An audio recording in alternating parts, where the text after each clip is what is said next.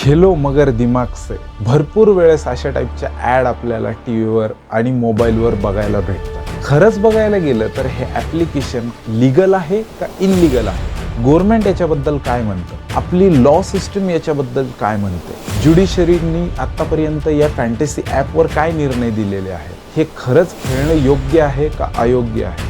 आपण खेळून काही इनलिगल काम तर करत नाहीये का? या सगळ्या प्रश्नाची उत्तरं तुम्हाला या व्हिडिओमध्ये भेटतील. या व्हिडिओद्वारे जर पहिल्यांदाच आपल्या चॅनलवर आलेला असाल तर सबस्क्राईब करायला विसरू नका. ऑनलाईन व्हिडिओ गेमचं व्यसन आता एक मोठी जागतिक समस्या बनली आहे. ऑनलाईन गेमिंगचा मुद्दा विधान परिषदेमध्ये उपस्थित केला. आमदार अभिजित वंजारी यांनी ऑनलाईन गेमिंगवर बंदी येणार आहे की नाही असा प्रश्न उपस्थित केला. काही रमी सारखे जे खेळ आहेत ऑनलाईन ते सुद्धा सर्रासपणे सुरू आहे आणि या खेळांमुळे लाखो आपल्या युवकांचा त्या ठिकाणी नुकसान केलेला आहे.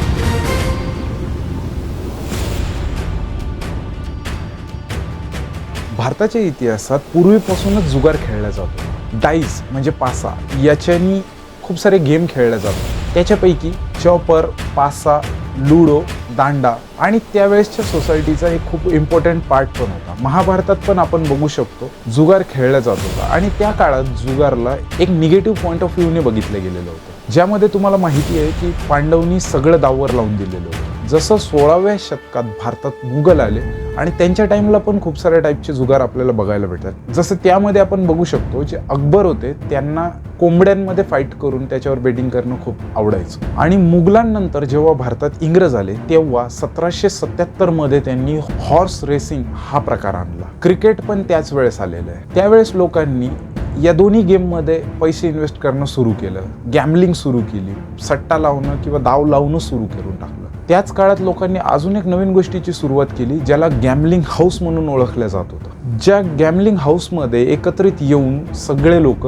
जुगार खेळत होते. आणि याच काळात त्या गॅमलिंग हाऊसेसमध्ये एक निगेटिव्ह प्रकार असा बघायला भेटला की गॅमलिंग हाऊसेसमध्ये खूप सारे भांडणं व्हायचे, लोकांची लूटमार व्हायची, लोकांचे पैसे इकडे तिकडे जायचे. त्यामुळे तिथे क्रिमिनल केसेस खूप जास्त वाढायला लागले आणि ही गोष्ट इंग्रजांच्या हळूहळू हाताच्या बाहेर जायला लागली. आणि याच सगळ्या गोष्टी नजरेसमोर धरून ब्रिटिश गव्हर्नमेंटनी एक कायदा आणला जो 25 जानेवारी 1867 मध्ये द पब्लिक गॅमलिंग ॲक्ट या नावाने आणलेला होता. आणि हाच तो ॲक्ट आहे. हा आपल्या व्हिडिओमध्ये खूप इम्पॉर्टंट राहणार आहे.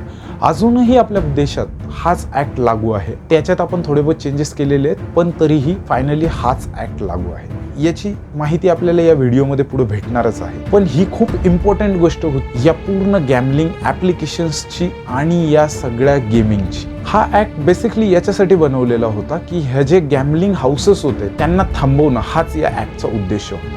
म्हणजे सरकारचं असं म्हणणं होतं की आता पब्लिक हाऊसेसमध्ये लोक एकत्रित येऊन कुठल्याच प्रकारचे असे जुगार खेळणार नाहीत.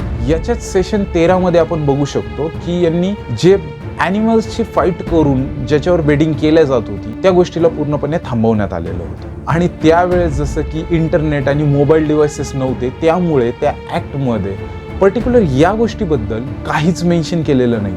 आणि हेच खरं कारण आहे आताच्या या गॅमलिंग ॲपच्या मागचं. आणि याच ॲक्टच्या सेशन 12 आणि सेशन 18 मध्ये आपण बघू शकतो त्यात एक गोष्ट मेन्शन केलेली होती जी म्हणजे जुगार जो आहे तो खेळणं एक इनलिगल ॲक्टिव्हिटी कन्सिडर केल्या जाईल इंडियामध्ये. पण त्याच्या व्यतिरिक्त जर कुठले स्किल बेस्ड जर गेम खेळत असतील कोणी तर त्याला अलाउ करता येईल हे सेशन. गेम ऑफ स्किल पूर्णपणे लिगल आहे. म्हणजे बघायला गेलं तर गेम ऑफ चान्स जो आहे तो पूर्णपणे इनलिगल आहे आणि गेम ऑफ स्किल जो आहे तो पूर्णपणे लिगल. या गोष्टीला नीट समजून घ्या. गेम ऑफ चान्स म्हणजे असे गेम ज्याच्यावर लक डिपेंड असतं, म्हणजे जर लक असेल तरच ते होतं. पण त्याच्या व्यतिरिक्त गेम ऑफ स्किल्स असे गेम येतात ज्यामध्ये तुमच्या स्किलने तुम्ही जिंकू शकता.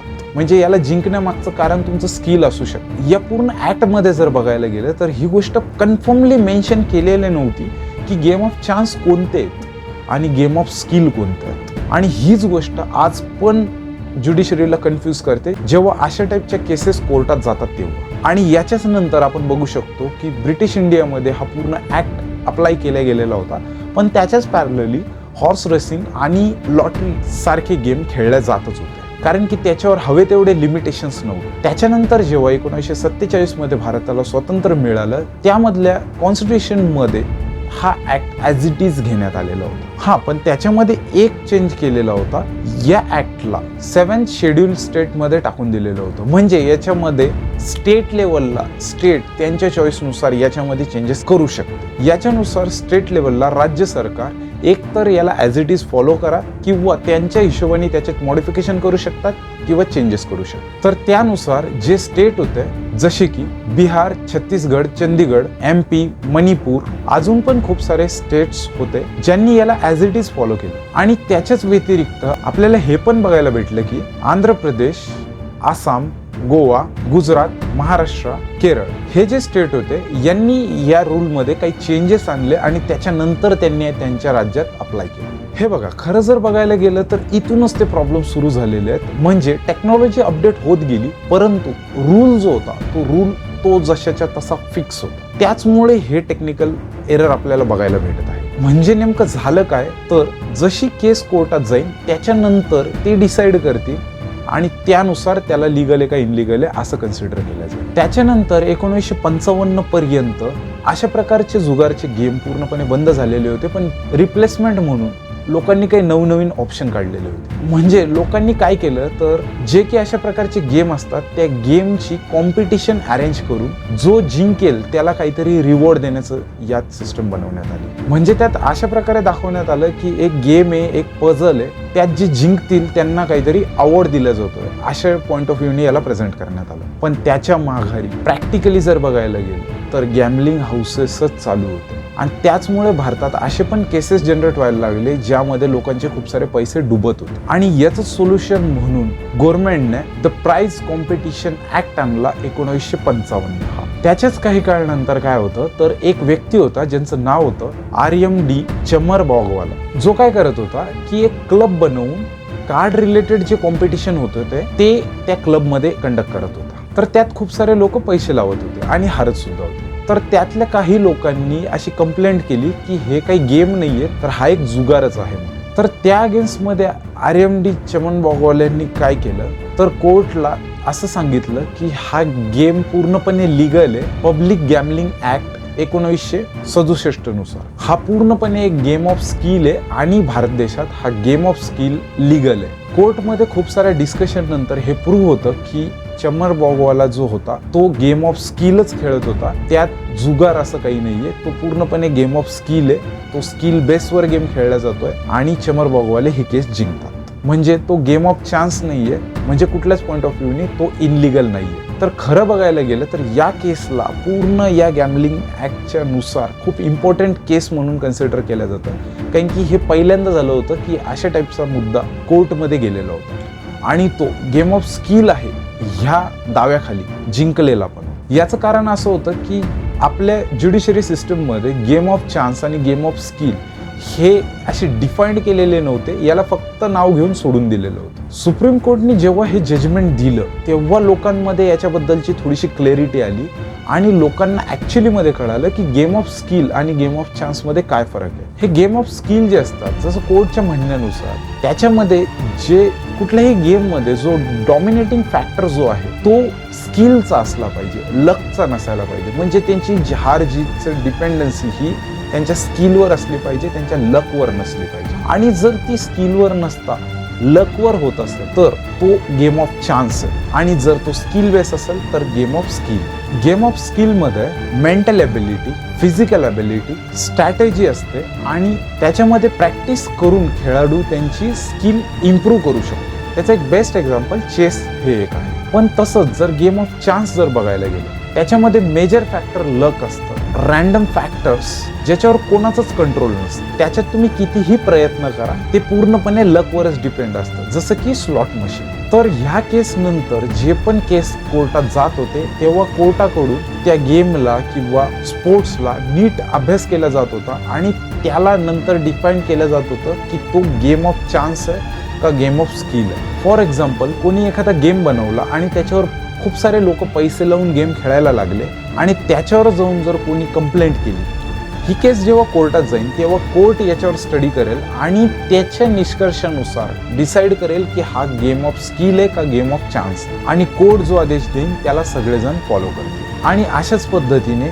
कुठलाही गेम कोर्टात जातो आणि त्याच्यानंतर गव्हर्नमेंट त्या पर्टिक्युलर गेम कॅटेगरीबद्दल काही रूल्स बनवले जातात आणि सगळेजण त्याला फॉलो करतात. म्हणजे जर त्याला दुसऱ्या पॉईंट ऑफ व्ह्यूने बघायला गेलं, कोणी जर असा एक नवीन गेम आणला जो आतापर्यंत नव्हता, तर तोपर्यंत लिगल आहे जोपर्यंत कोर्टामध्ये जाणार नाही, आणि कोर्टामध्ये गेल्यानंतर कोर्ट डिसाईड करेल की तो लिगल आहे का इनलिगल आहे. त्यानंतर आपण एक दुसरी केस पण बघू शकतो की जी 1968 मध्ये घडली होती. त्यावेळेस झालं असं की जे के सत्यनारायण नावाचा जो व्यक्ती होता ते क्लब चालवत होते आणि त्यामध्ये रमी खेळला जातो, आणि त्यांच्या या क्लबमध्ये पोलिसांनी रेड टाकली आणि त्यांना अरेस्ट केलं होतं. पण त्यावेळेस के सत्यनारायण पोलिसांना हे सांगत होते की हा एक गेम ऑफ स्किल आहे, गेम ऑफ चान्स नाही आहे. तर पोलिसांनी त्याची काहीच नाही ऐकली. पण हे मॅटर गेलं जेव्हा कोर्टमध्ये, त्यावेळेस कोर्टने सांगितलं की हा जो रमी गेम जो आहे, ज्यामध्ये पत्ते लक्षात ठेवावे लागतात, त्याच्यावर स्टडी करावं लागतं, विचार करून आपल्याला पुढची डाव चालावी लागते, तर हा एक स्किलवाला गेम मध्ये मोडतो, हा चान्सवाला गेम नाही आहे. म्हणजे हा पूर्णपणे गेम ऑफ स्किल आहे, गेम ऑफ चान्स नाही आहे. आणि या कोर्टाच्या इन्स्ट्रक्शन नंतर 1968 नंतर रमी गेम हा लिगल बनून जातो. पण ही एक गोष्ट लक्षात घेण्यासारखी आहे की पूर्ण भारतात रमी हे लिगल नाही आहे. काही स्टेट्स आहेत जिथं त्यांनी त्याला अप्रूव्ह केलेलं नाही आहे, आणि काही स्टेट्स आहेत ज्यांनी त्याला अप्रूव्ह केलेलं आहे. कारण की मी तुम्हाला जसं व्हिडिओमध्ये पहिलेच सांगितलं की हा पूर्णपणे ॲक्ट जो आहे तो हा असा आहे की स्टेट त्यांच्या लेवलला डिसाईड करेल की हा रूल आम्हाला ॲज इट इज फॉलो करायचा आहे का याच्यामध्ये मॉडिफिकेशन करायची. तर त्यानुसार आंध्र प्रदेश, आसाम, सिक्कीम, नागालँड, तमिळनाडू, मेघालया, उडीसा आणि तेलंगणा हे असे स्टेट आहे ज्याच्यामध्ये रमी गेम खेळणं हे इनलिगल आहे. म्हणजे कुठला पण गेम खेळत असताना हे लक्षात घेणं पहिले खूप इम्पॉर्टंट आहे की तो कुठल्या स्टेटमध्ये खेळला जातो. कारण की काही गेम कुठे अलाउड आहेत आणि काही गेम कुठे अलाउड नाही आहे. त्यानंतर घोड्यांची रेस पण आपल्या भारतात चालत होती. तर त्यावेळेस आपल्या देशात एक कंपनी होती ज्याचं नाव होतं मद्रास रेस क्लब. तर या कंपनीच्या BF मध्ये KR लक्ष्मीनारायण यांनी कोर्टमध्ये असं प्रेझेंट केलं की हा पूर्णपणे गेम ऑफ स्किल आहे, हा गेम ऑफ चान्स नाही आहे. म्हणजे ही गोष्ट आहे 1996ची. इथे एक महत्त्वाची गोष्ट कोणती ती समजून घ्या की या ड्युरेशनमध्ये कुठल्याही गेमला जर लिगल कन्सिडर करायचं असेल तर त्याला फक्त हे प्रूव्ह करून दाखवायचं आहे की हा एक गेम ऑफ चान्स नाही आहे, हा एक प्रॉपर गेम ऑफ स्किल.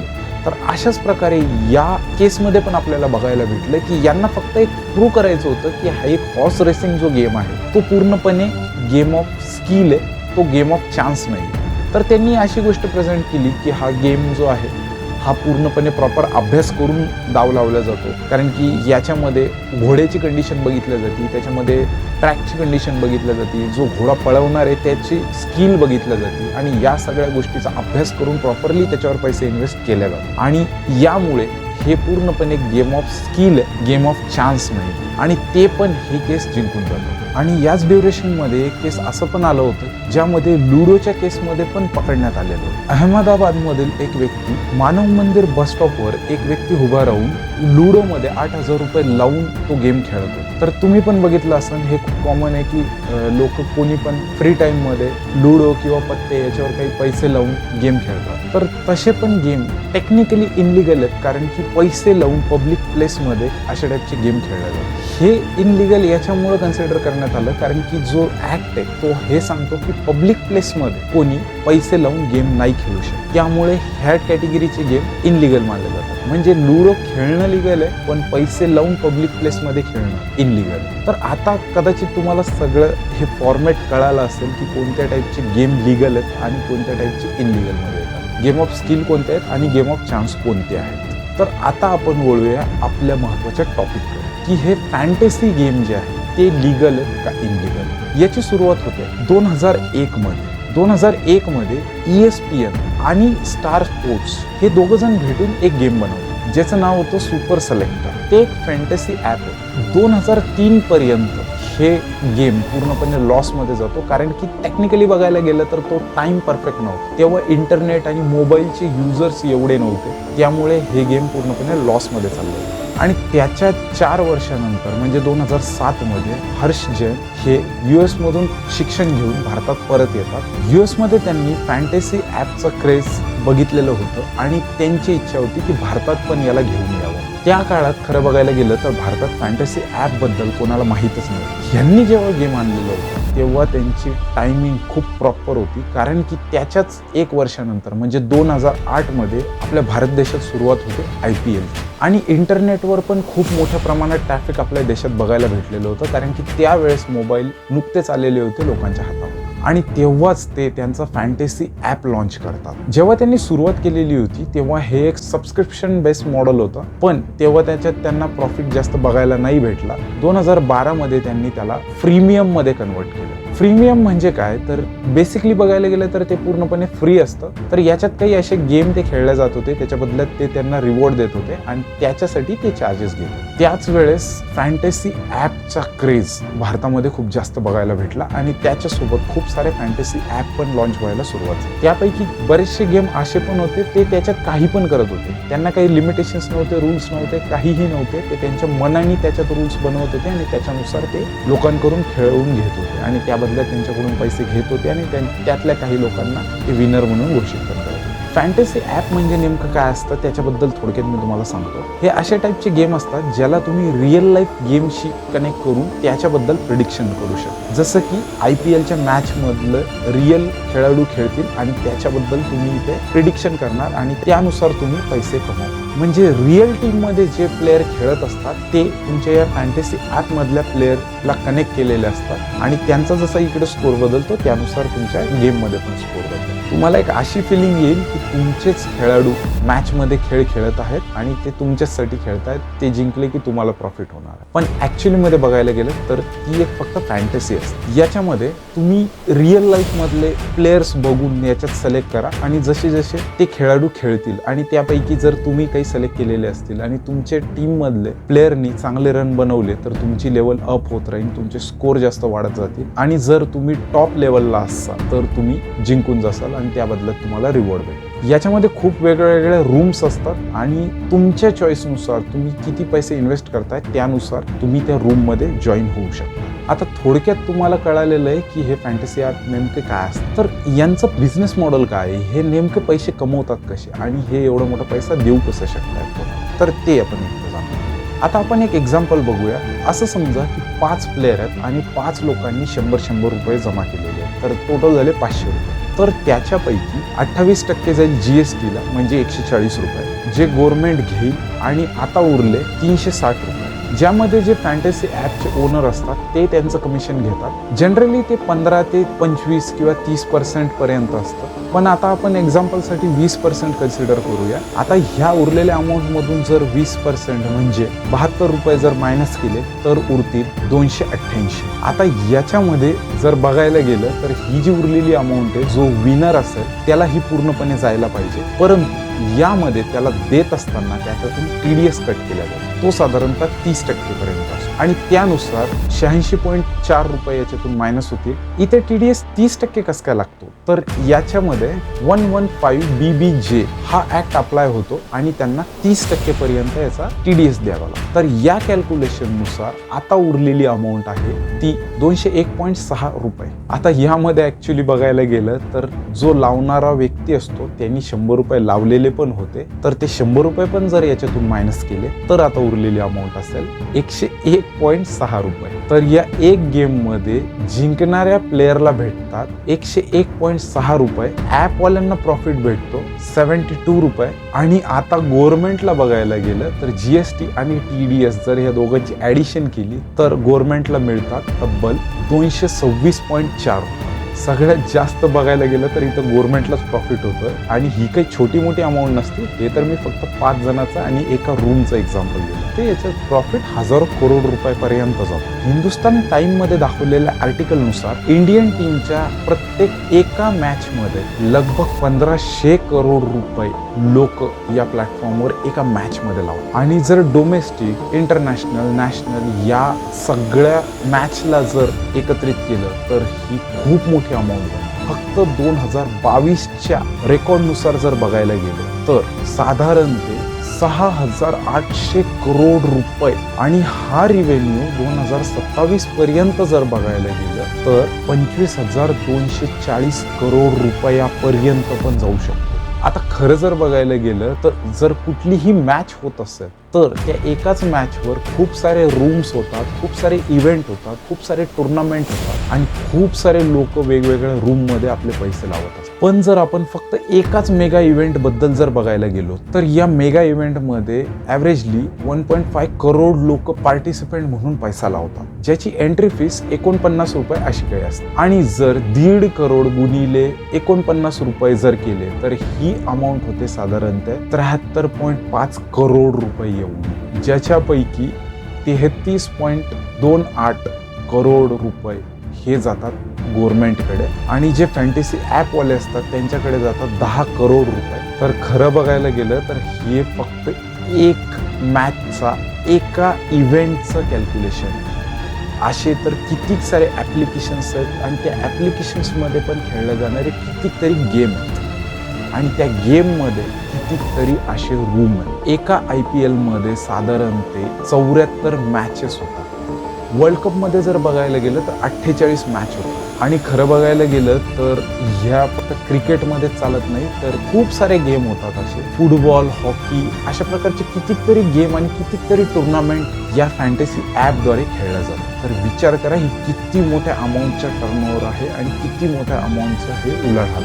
आणि यानुसार वर्षभरातून कितीतरी हजारो करोडो रुपये गव्हर्नमेंट, स्टेट गव्हर्नमेंट आणि फॅन्टसी ॲपकडे जातात. हे फॅन्टसी ॲपवाले काय करतात तर खूप साऱ्या सेलिब्रिटीज आणि क्रिकेटरकडून पण याची ॲडव्हर्टाइजमेंट करून घेतात आणि त्या बहाण्याने त्यांच्याकडे पण याचा काही शेअर जातो. BCCI कडून पण हे फॅन्टसी ॲप खूप सारे राईट्स घेतात म्हणून BTC वाल्यांकडे पण खूप सारे करोडो रुपये चालले जातात. म्हणजे सांगायचं तात्पर्य एवढं की BCCI याच्यातून पैसे कमवतीये, स्टेट गव्हर्नमेंट याच्यापासून पैसा कमवत, नॅशनल गव्हर्नमेंट याच्यापासून पैसा कमवत आहे, क्रिकेटर्स, सेलिब्रिटी सगळे याच्यातून पैसा कमवत आहे. तर हा एवढा करोडोनी पैसा येतो कुठून आहे तर हा पैसा देत आहे तुम्ही, आई वडिलांच्या मेहनतीचा किंवा तुमच्या स्वतःच्या मेहनतीचा. यांचा सगळ्यांचा प्रॉफिट होईल पण तुमच्याच खिशातून सगळे पैसे जातील. म्हणूनच कदाचित टीव्हीवर हे सांगितलं जातं की हे मी करून देईल, आता तुम्ही फक्त या ॲप्लिकेशनमध्ये जाऊन तुमची टीम बनवा. एज्युकेशन टेक्नॉलॉजीज कंपन्या खरं बघायला गेलं तर लॉसमध्ये आहेत, पण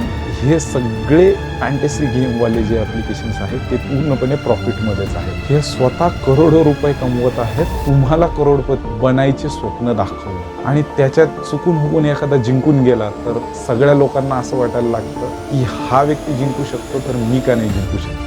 गणिती कॅल्क्युलेशननुसार जर बघायला गेलं तर एका व्यक्तीच्या हे गेम जिंकण्याचे चान्सेस खूप कमी आहेत.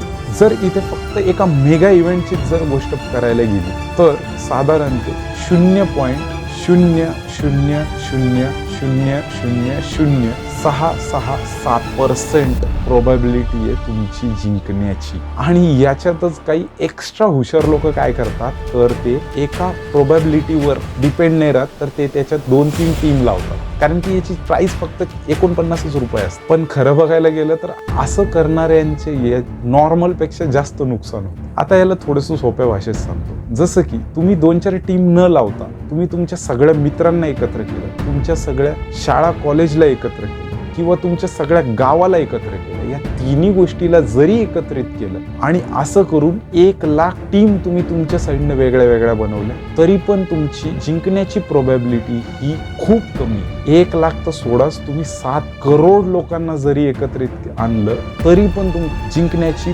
प्रोबॅबिलिटी नाहीच्या बरोबर. मी असं का म्हणतोय ते थोडं टेक्निकली सांगतो. ह्या फॅन्टसी ॲपमध्ये 2 टीमला भेटून तुम्हाला एक टीम बनवावी लागते. म्हणजे 22 प्लेयर मधून तुम्हाला 11 प्लेयर सिलेक्ट करावे लागतात आणि यांची जर पॉइंट ऑफ थेअरीनुसार जर कॅल्क्युलेशन केलं तर याची पॉसिबिलिटी होते 7,05,432 टीमची. पण गोष्ट इथंच संपत नाही तर याच्यातही तुम्हाला कॅप्टन आणि व्हाईस कॅप्टन सिलेक्ट करावं लागतं. आणि जर तुम्ही एक टीम बनवलेली आहे आणि त्या एकाच टीममध्ये कॅप्टन आणि व्हाईस कॅप्टन कोणालाही बनवू शकतात तर याची पॉसिबिलिटी होते साधारणतः 110 टीमची. म्हणजे एकाच टीममध्ये तुम्ही कॅप्टन आणि व्हाईस कॅप्टनला 110 प्रकारे अरेंज करू शकता. आणि या 2 संख्यांचा जर तुम्ही गुणाकार केला म्हणजे 7,05,432 गुणिले 110 तर याची टोटल येईल साधारणतः 7,75,97,520. आणि गोष्ट इथंच संपत नाही, तर याच्यात ही संख्या डबल पण होऊ शकते, कारण की यामध्ये कॅप्टन आणि व्हाईस कॅप्टनला पण उलट केल्या जाऊ शकतं. तर त्यावेळेस या पॉसिबिलिटी होत आहेत साधारणतः 15,51,95,040. जर हे कॅल्क्युलेशन तुम्हाला अजूनही कळालेलं नसेल तर सोप्या भाषेत जर सांगायला गेलं, एखाद्या छोट्या देशाचा प्राईम मिनिस्टर बनण्याच्या पॉसिबिलिटीज तुमच्या खूप जास्त आहे या गेममध्ये करोडपती बनण्यापेक्षा. म्हणजे या गेममध्ये करोडपती बनण्याच्या ऐवजी तुमचे कितीतरी पटीने जास्त चान्सेस आहेत की तुम्ही कुठल्या तरी देशाचे प्रेसिडेंट किंवा प्राईम मिनिस्टर बनू शकता. आणि ज्यांनी हे ऍप्लिकेशन बनवलेलं आहे असं बी नाहीये की ते पण याच्यात जिंकू शकतात. इनफॅक्ट विराट आणि धोनी यांनी स्वतः याच्यात जरी टीम लावली तरीही त्यांची पण जिंकण्याची पॉसिबिलिटी तेवढीच आहे जेवढी तुमची. कारण की हे कोणालाच माहिती नाहीये की ज्यावेळेस ती मॅच चालू असेल तेव्हा कोणता खेळाडू कसा परफॉर्म करणार आहे. आणि याच्यामध्ये जर बघायला गेलं तर काही लोकांचं असं म्हणणं येऊ शकतं की त्याच्यात बॉट्स बनवून जिंकल्या जाऊ शकतात. तर टेक्निकली जर बघायला गेलं तर बॉट पण लावलेले असतील तरीही पैसा ट्रान्सफर करण्यासाठी एक रिअल माणूस हवा आणि त्याचं लीगल बँकेत अकाउंट असायला हवं, तेव्हाच त्याच्या बँकेत ती अमाऊंट ट्रान्सफर केल्या जाईल. बॉटचं तर कुठलं अकाउंट नसेल.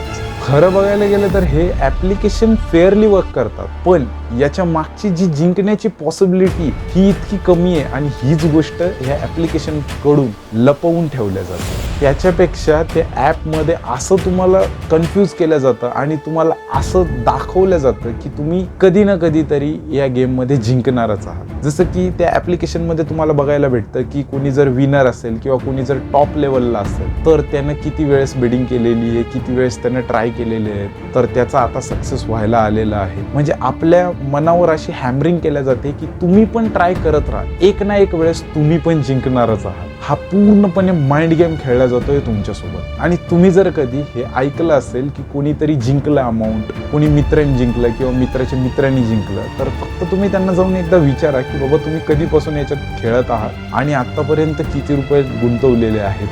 खरं बघायला गेलं तर अशा टाईपच्या गेममध्ये जिंकतो विनरच, परंतु बिहाइंड द सीन तुमच्याकडून खूप सारे अमाऊंट काढले जाते आणि तुम्हाला त्यापैकी थोडी बहुत काहीतरी अमाऊंट दिले गेलेली असते. खरं बघायला गेलं तर फक्त 10 रुपये, 20 रुपये, 30 रुपये, 40 रुपये अशी अमाऊंट लावून लोक हजारो रुपये याच्यात गुंतवत आहेत. ही अमाऊंट खूप छोटी आहे आणि रोज थोडी थोडी जात असल्यामुळे आपल्याला ह्याचं कॅल्क्युलेशन एवढं धक्कादायक वाटत नाही. कारण की हे रोज आपल्याला 40-50 रुपये जर कोणी लावत असेल तर त्याला काही वाटणार नाही.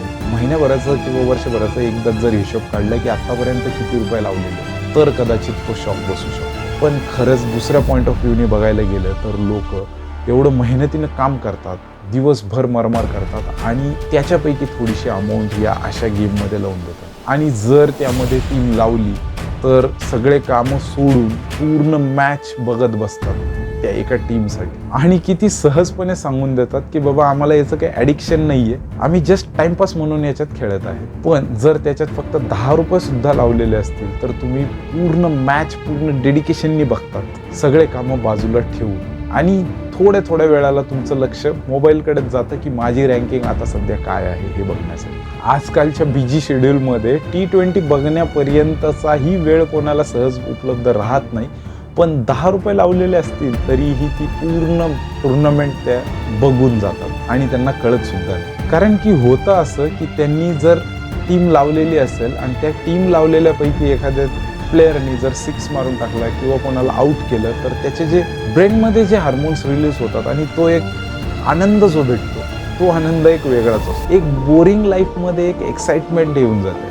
याचं ॲडिक्शन इतक्या वेगळ्या लेवलचं आहे की जे आर्मी मॅन जे मेंटली इतके स्ट्रॉंग असतात ते पण या चक्करमध्ये येऊन गेलेले आहेत. नेटवर असे तुम्हाला खूप सारे आर्टिकल पण वाचायला भेटतील की ज्यामध्ये स्पष्ट लिहिलेलं आहे की एखाद्या आर्मी मॅनचे 20-20 लाखापर्यंत अमाऊंट याच्यात गेलेली आहे. आता खरं बघायला गेलं हे गेम दोन्ही साईडनी काम करतं. जसं की एखाद्या व्यक्तीने काही अमाऊंट जिंकली तर ते अजून जिंकण्याच्या अपेक्षेनं अजून पैसा लावतं आणि जो व्यक्ती हरलेला आहे पैसे तो ते रिकवर करण्याच्या नादात अजून पैसा लावतो. याला विशेष सायकल म्हणतात जी की कधीच संपत नाही. याची जॉईनिंग अमाऊंट खूप कमी असल्यामुळे याच्यात खूप जास्त क्राऊड इन्व्हॉल्व्ह होता.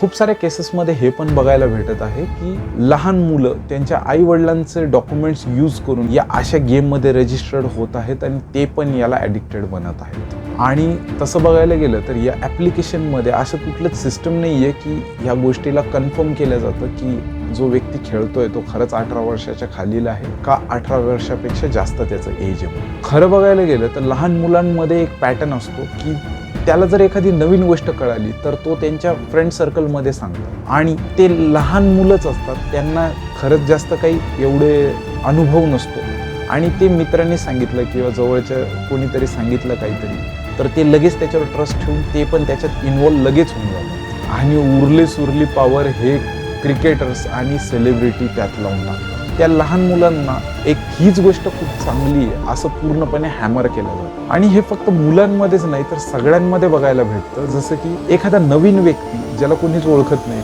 तो जर तुम्हाला सांगत असेल की हा एक गेम खेळा, याच्यावर पैसे लावा, तर तुम्ही कदाचित विश्वास ठेवणार नाही. पण अशा टाईपचे जे सेलिब्रिटीज असतात, मोठे मोठे क्रिकेटर्स असतात ज्यांना खूप लोक फॉलो करत असतात, त्यांचा एक शब्द पण पूर्ण देशामध्ये खळबळ माजवू शकतो आणि खूप लोक त्याला बघून तो सेलिब्रिटी किंवा तो क्रिकेटर सांगतोय म्हणून लोक त्यात इन्व्हेस्ट करू शकतात. खूप लोक त्यांना देव मानतात, देव माणूस मानतात आणि त्यांच्या हातून अशा टाईपचे ॲप्लिकेशन्स प्रमोट करणं ही पण खरंच खूप चुकीची गोष्ट. रिसर्चनुसार बघायला गेलं तर 18 करोड रिअल टाईम युजर्स आहेत या फॅन्टसी ॲपचे. म्हणजे काहीही झालं तरी हे 18 करोड लोक याच्यामध्ये खेळतीलच आणि प्रेडिक्शननुसार 2027 पर्यंत साधारणतः यांची संख्या 25 करोड पर्यंत जाऊ शकते. त्याचमुळे BCCL, IPL आणि या गेमचे ओनर हे लोक असं कधीच विचार करणार नाही की हे अशा टाईपचे फॅन्टसी ॲप बंद व्हायला पाहिजे. इनफॅक्ट हे ॲप्लिकेशनवालेच त्यांना धमकी देतात, जशी की अश्विन गौर यांनी दिली होती. हमारी जरूरत नहीं है तो हमको भी जरूरत नहीं है, फिर हम भी बॉयकॉट करेंगे वर्ल्ड कप का, हम भी इंडिया के मैचेस का बॉयकॉट करेंगे. म्हणजे या भाषेत तुम्ही स्पष्ट समजू शकता की BCCI आणि IPLला हे गेमिंग ॲपवाले किती मोठ्या प्रमाणात प्रॉफिट करून देतात, जे की त्यांना अशा प्रकारच्या धमक्या पण देऊ शकत आहेत आणि ते त्यांच्या अगेन्स्टमध्ये काहीच नाही करू शकत. गव्हर्नमेंट पण या क्षेत्रात काहीच बोलत नाही, कारण की गव्हर्नमेंटला पण यातून भरपूर मोठ्या प्रमाणात फायदा होत आहे. GDP मध्ये पण खूप मोठं कॉन्ट्रीब्युशन या फॅन्टसी ॲपने होत असतं. ह्या पूर्ण फॅन्टसी ॲपच्या इकोसिस्टमला हे ट्रिलियनची इकॉनॉमी बनवण्याची पण चर्चा करतात. भारत देशात फॉरेनमधून इन्व्हेस्टमेंट येते या ॲप्लिकेशनच्या मदतीने. अमेरिकेची टायगर ग्लोबल नावाची कंपनी, त्याचबरोबर UKची स्टेट व्ह्यू कॅपिटल मॅनेजमेंट या अशा कंपन्या हजारो करोडो रुपये इन्व्हेस्ट करत आहे अशा टाईपच्या गेमिंग ॲपमध्ये. आणि खरं बघायला गेलं तर गव्हर्नमेंटनी जर काही ॲक्शन घेतली सुद्धा तर सध्या जे करंट इन्व्हेस्टर आहे ते तर मागं सरकूनच जातील आणि भविष्यात येणारे इन्व्हेस्टर पण नंतर इन्व्हेस्ट करणार नाही याच्यामध्ये. याच्यानी प्रॅक्टिकली देशावर खूप मोठं आर्थिक बदलाव होऊ शकतात. त्यामुळे सेंट्रल गव्हर्नमेंट आणि स्टेट गव्हर्नमेंट फक्त याच्याकडे बघत बसते. या अशा टाईपच्या ॲप्लिकेशनला जर थोडीशी पण छेडखान केली तर BCCIचा रिव्हेन्यू जो आहे, त्याचबरोबर स्टेट गव्हर्नमेंटचा जो रिव्हेन्यू आहे, IPLचा जो रिव्हेन्यू आहे, सेंट्रल गव्हर्नमेंटचा जो रिव्हेन्यू आहे, सेलिब्रिटीज आणि क्रिकेटरचा पण जो रिव्हेन्यू आहे, मोठ्या मोठ्या बिझनेसमॅनचा पण जो रिव्हेन्यू आहे, त्याच्यावर फायनान्शियली खूप डीपली इम्पॅक्ट होऊन जाईल. म्हणजे याच्यावर काही रेग्युलेशन जरी आले तरी पण खूप सारे एक्सपर्ट असं म्हणतात की याच्यावर बंदी कधीच नाही येऊ शकत, भलेही सगळं जग याच्या अगेन्स्टमध्ये जरी गेलं तरी सुद्धा. त्यामध्ये खरं बघायला गेलं तर मेजर रोल कोणाचा येतो तर सेलिब्रिटीज आणि मोठे मोठे सेलिब्रिटीज जसे फिल्म स्टार झाले आणि क्रिकेटर झाले यांनी अशा टाईपच्या ॲड करणं बंद करायला पाहिजे. कारण की या लोकांना खूप सारे पब्लिक फॉलो करत असते, त्यांच्यावर विश्वास ठेवत असते, त्यांच्या शब्दांना व्हॅल्यू देत असते. तर त्यांनी जर इन्स्ट्रक्शन दिले किंवा त्यांनी जर ॲड केली याच्या संदर्भाची तर ते त्या व्यक्तीला फॉलो करत आहेत म्हणून त्या गेमकडे वळतील, त्या ॲडिक्शनकडे वळतील. हा तर एक मेजर प्रॉब्लेम आहेच, पण त्याचबरोबर ही एक खरं बघायला गेलं तर बिमारी पण आहे. हे मी कशामुळे म्हणतोय तर बघा, अमेरिकन सायकॅट्रिस्ट असोसिएशन जी आहे ती एक DCM-5 TR काढते. त्याचबरोबर WHO पण ICD पब्लिश करतं, ज्याचा लॉंग फॉर्म आहे इंटरनॅशनल क्लासिफिकेशन ऑफ डिसीज. हे जे आर्टिकल्स पब्लिश केलेले होते त्याच्यामध्ये खूप सारे सायकोलॉजिकल रिलेटेड काही डिसीज आहेत जे खूप डीपली इम्पॅक्ट करतात माणसाच्या थॉट प्रोसेसवर, माणसाच्या मानसिक अवस्थेवर. या सगळ्या पब्लिश आर्टिकल्सला खूप सारे डॉक्टर्स आणि खूप सारे कम्युनिटीज फॉलो करत असते. तर यांच्याच DCMच्या 5व्या एडिशनमध्ये आणि त्याचबरोबर ICDच्या 11व्या एडिशनमध्ये हे जे ऑनलाईन आणि ऑफलाईन गेमिंग चालू आहे त्याला सबस्टन्स रिलेटेड डिसीजमध्ये काउंट केलं जातं. याचं कंपॅरिझन डायरेक्टली जर सोप्या भाषेत बोलायला गेलं तर अल्कोहोल सोबत पण केलं जातं. याच्यानुसार मेडिकलमध्ये खरं बघायला गेलं तर ट्रीटमेंटसुद्धा आहे आणि याच्या काही मेडिसिन्ससुद्धा मार्केटमध्ये अवेलेबल आहे.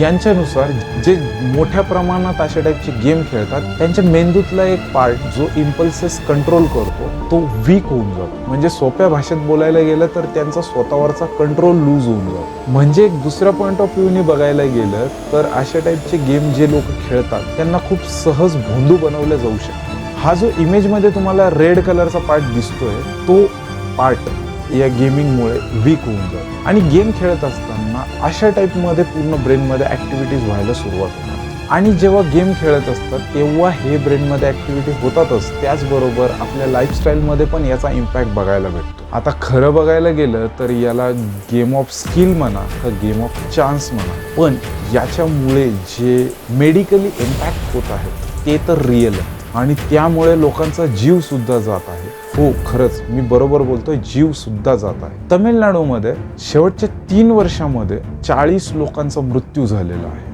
आणि तिथलेच एक सायकॅट्रिस्ट लक्ष्मी विजय कुमार त्यांनी एक इंटरव्ह्यू देत असताना सांगितलं, ते म्हणतात की ते त्यांच्या क्लिनिकमध्ये रोज कमीत कमी एका अशा व्यक्तीला भेटतात जे या फॅन्टसी ॲपच्या ॲडिक्शनला सफर करत आहे आणि ज्यांचा ट्रीटमेंट चालू आहे. 10 मार्च 2017मध्ये एक वरुण नावाच्या व्यक्तीने आपल्या क्रेडिट कार्डमधून 50,000 रुपये ट्रान्सफर करून फॅन्टसी ॲपवर टीम बनवल्या. फक्त 2 दिवसात त्यांचे पूर्ण पैसे चालले गेले. त्यांनी पंजाब कोर्टमध्ये लगेच एक केस दाखल केली आणि ते कोर्टाला सांगतात की हे जे गेम चालू आहेत हे पूर्णपणे जुगार आहे आणि त्यावेळेस कोर्टकडून त्यांना हे सांगण्यात येतं की हा गेम ऑफ चान्स नाही आहे, याच्यामध्ये तुम्ही त्या खेळणाऱ्या खेळाडूची ऑलरेडी परफॉर्मन्स बघितलेली असते, त्यांचा स्कोअर तुम्हाला माहिती असतो आणि ह्या लॉजिकनी तुम्ही व्यवस्थित अभ्यास करून तुमच्या स्किलच्या बेसवर टीम बनवतात आणि त्यानुसारच तुम्ही त्याच्यामध्ये खेळतात. तर ही कुठल्याच पॉईंट ऑफ व्ह्यूने गेम ऑफ चान्स नाही झाला, हा पूर्णपणे गेम ऑफ स्किल म्हणूनच मोडला जातो आणि ती केस वरून मुंबई हारतात आणि तेव्हापासूनच म्हणजे 2017 पासून या सगळ्या फॅन्टसी ॲपला लिगली ग्रीन सिग्नल मिळून जातो. हे नीट समजून घ्या की